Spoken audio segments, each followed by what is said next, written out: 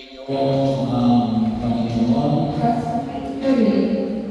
simpayan po may kapal ay maging masigasig tayo sa ating panalangin.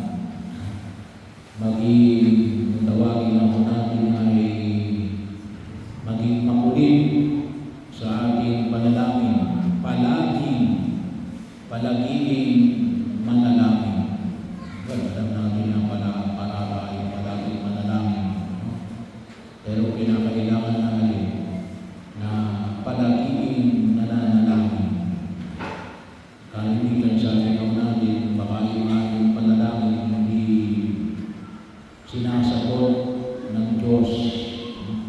Kasi maaaring may mga panalangin tayo matagal na natin hindi pa ipinagkakaloob ng Diyos. Liwanag ko na ibinamamit ng may kapal na huwag tayong manghinawa. Yun ang term na ginamit ko sa ating banal na kasulatan. Huwag tayong manghinawa. Ngayong panahon na ito, maraming tao ang madaling manghinawa, madaling magsawa. Bahagi yun. Ang paanyaya na pinahayag ng may kapal ay hindi lamang kumikilala sa kahalagaan ng panalangin, ngunit nawa makilala rin sa higit sa lahat ng alin na ito ay nagbubuhat, umuuspo sa pagtitiwala ng Diyos na hindi nagpapabaya. Sa unang pagbasa, makikita po natin sa unang pagbasa sa aklat ng Exodo. Ano napakinggan natin sa aklat ng Exodo? Sila ay nilusog ng mga Amalekita, ang mga Israelita. Sino ba ito ang mga Amalekita na ito? Sabi na ito ay mga kamag-anak ni Esau, ay bahagi yun na ito ay nais na sirahin, ubusin ang mga Israelita. So, kaya anong ginawa ni Moises? Ang ginawa ni Moises habang nagpaglaban si Josue. Si Josue kasi ay yung pinaka-general ng kanyang army, ay habang nagpaglaban ay itinataas ni Moises yung kanyang tungkol. So buong maghapon, buong mag-araw at maghapon, ay siyempre kapag nagtaas ka, kahit na yung itutog lang, nahawakan ng dalawang kamay, mga alay ka. Ang bahagi ko, kaya tinulugan siya ni Aaron at ni Hur na itaas sa kanyang kamay na may hawak ng tungkol. At habang tinataas yun, ay nananalo sila laban sa mga Amalekitas. So, mga Amaleks, ang tawagin. So, ano yung bahagi yun? Dito si Panginoon ay tungkol sa isang ubong at sa isang balo. Yung balo ay nagkakaan ng nagkakuhan para doon sa kanyang hinihiling, doon sa West. Kaya anong ginagawa niya? Araw-araw siyang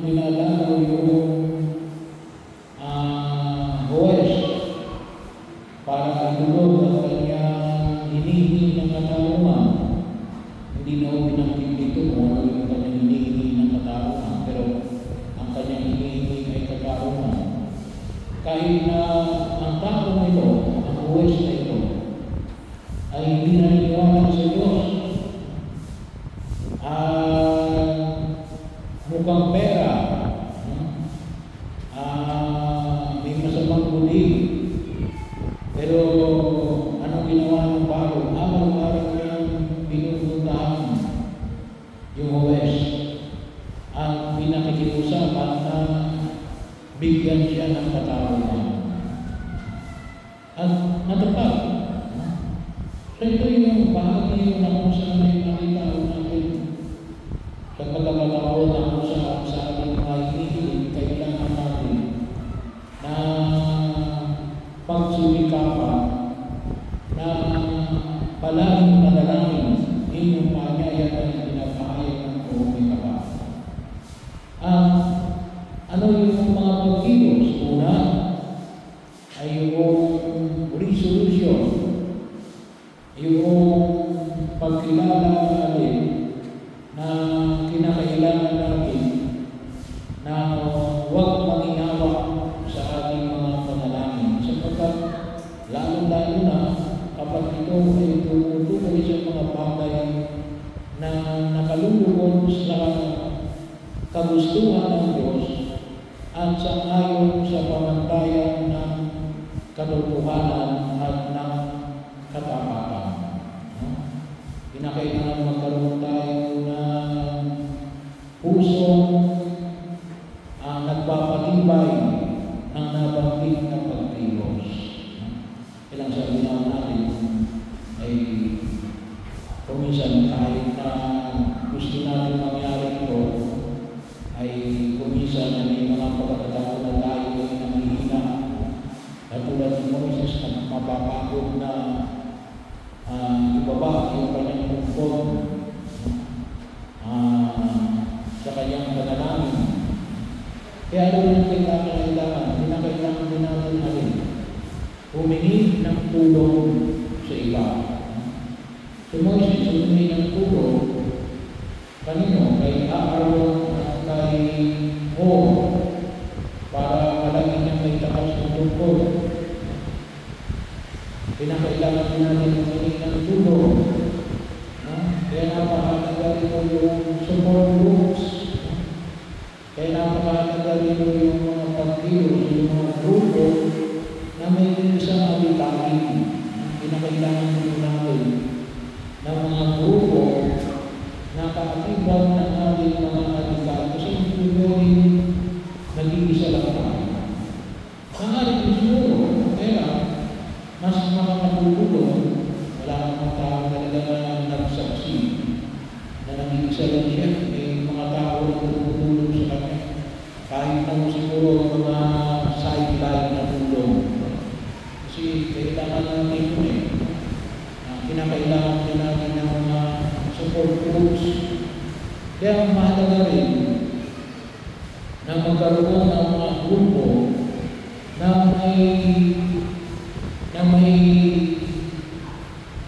kaakibat na damdamin at kaisipan. Napakahalaga yung mga grupo. Maaaring hindi naman talaga ang mga tutawagin natin mga grupo na kinakailangan na kalagay doon sa nakaregister sa SEC. Pero yung grupo natin, ang alam natin natin, susunod na ang tao. Maaaring ito ay mga kaibigan, kamag-anak, o mga taong bahay. Napakahalaga ko yung makita natin yung mga taong pwede sumuporta sa atin. Hinihan natin yung tulong para sa ganong pagkilos. At sana rin tayo, may makita tayo mga tao na may mga ganitong klase ng nagkakain na katulad natin, pero hindi natin kaya ng katulad ng kanilang ginagawa, pwede natin tulungan sila sa ayon sa ating makakayanan. Maaaring sa panalangin, sa pagkilos, alibihin ng mga pagkilos, o maaaring sa pinansyal na katatayunan. o maaaring moral support. Moral support. Kaya bahagi yun ang pangahalaga o yung support po na kinakailangan natin, lalo-lalo na sa ating mga ipinagdadasal. At kakiba din mo ngayon, sabi mo nga isama rin natin sa kanilang ngayon yung World Mission Sunday. Si Kandaibigang Mission, isama natin sa ating pananamit at tulungan natin yung mga kapatid natin yung mga nag-mission. Kandaibigang Mission, mga nag-aambot ng kanilang sarili, mga pari, madre, mga pumapasok sa buhay ng sagrado, o kahit ng mga laiko na nag-aambot ng kanilang sarili, maaaring pansamantala o pansamantala na pagkilos para patuloy na ipahayag ang mabuting balita ng pagkiligtas ng Diyos. Isama sila sa ating manalangin at suportahan natin sang-ayon sa ating nakakayanan. Kaya din po ay bahagi ito sa bayan bukas ng kakulang sa ito para sa usapin nito. So yun ang huwag natin kalimutan na ipagtaguyod kasi minsan marami tayo magandang mga alikain ay hanggang simula na hindi nakakapos. Bakit? Nawawalan tayo ng pag-asa. At baka kumain siya katagamitan, yun ang kulang. Bumili tayo ng tulong sa iba. Kung maaaring makikita natin, ang maganda natin ginagawa na tulungan din natin sa ayon sa ating mga kayanan para patuloy sa tutulong sa bahagi na ito.